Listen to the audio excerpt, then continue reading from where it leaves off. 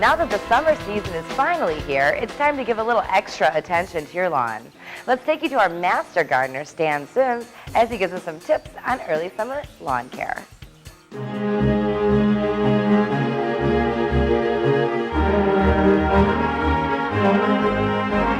Well, it's the time of year that we begin to think about our lawns again for this growing season.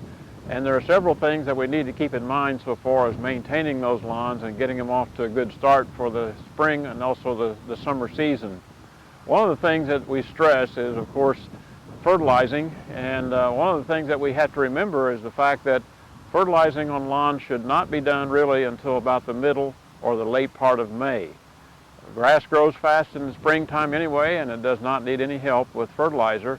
And in fact, fertilizing a lawn early in the spring, like in April, will only cause problems for the root system later on in the summer, so we end up with a lot of fungus problems as a result of over-fertilization.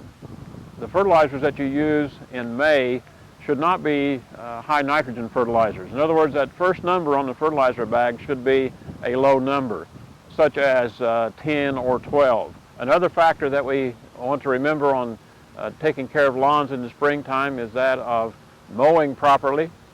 Mowing height is extremely important, and we should not mow most of our cultivars of bluegrass and ryegrass in this area shorter than 3 inches. So set the mower at 3 inches in height and never change it.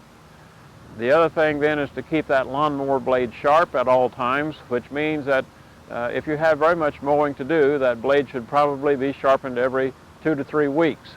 A clean cut on the grass blade will keep the grass under a lot healthier conditions, under less stress, and again, it will be able to survive the hot days of summer later on much better. In addition to that, if you intend to water the lawn during the growing season, then figure on putting about 1.5 to 2 inches of water per week on, unless it rains, of course, and that will sustain the grass, keep it nice and green throughout the growing season. A lot of questions usually come in at this time of year concerning controlling weeds.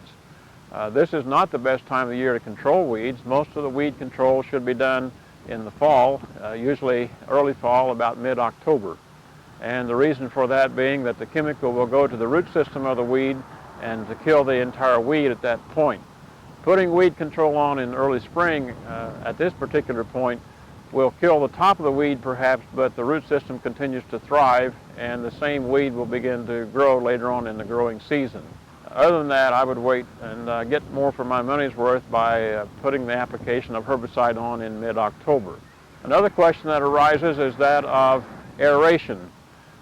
This is a good time to aerate the lawn. The lawn is growing good now, good and strong, and now's a good time to aerate, particularly on the clay soils, and that could be very beneficial as the growing season progresses. You can do spring seeding on lawns, and that is a good time, or now's a good time to do that as we get into warmer temperatures. As the ground gets warmer, you'll get quicker germination. Putting seed on now in mid-April is going to be slow to germinate because the soil temperature is still very cold, and not until we get into mid to late May and early June will we get soil temperatures to the point where seeding will begin to germinate quickly.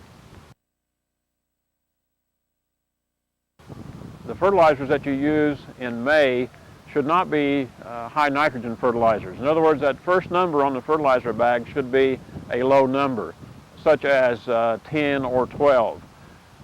That amount of nitrogen will again sustain the grass into the growing season, and then in fall, early fall and late fall is when we apply a lot of the high nitrogen products in order to get those nutrients down to the root system of the grass so that they'll begin to grow fast next spring.